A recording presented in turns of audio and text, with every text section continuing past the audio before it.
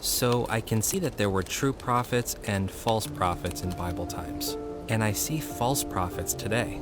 But are there any true prophets who have lived in modern times who have passed the test?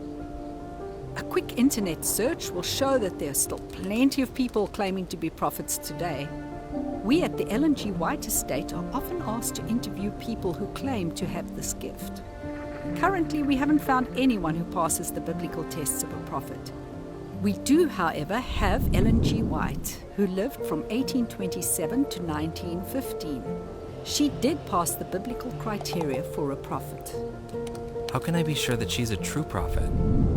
You'd have to move beyond the hearsay and prayerfully apply the biblical tests of a prophet to her life and ministry. How would I know if she was a false prophet? If she doesn't pass the biblical tests, then she's a false prophet. Did the Bible say anything about a final prophet?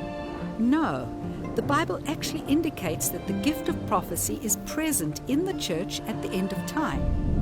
Is Ellen White the final prophet? Ellen White was asked that. She said that she didn't know, that God hadn't shown her whether or not she was the last prophet. Is she more or less important than the prophets of the Bible? All true prophets are inspired by God, and yet each prophet's mission varies. God calls different people for specific purposes.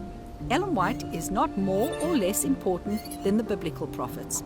Rather than being a part of the Bible, her work was to draw attention to the Bible, and especially to the forgotten or neglected biblical truths. Why does Ellen White have so much more to say than the biblical prophets? Biblical prophets had plenty to say. Sometimes they instructed God's people for the better part of their entire lives. However, they were living at a time without easy access to pens, pencils, and paper to be able to record things for the future.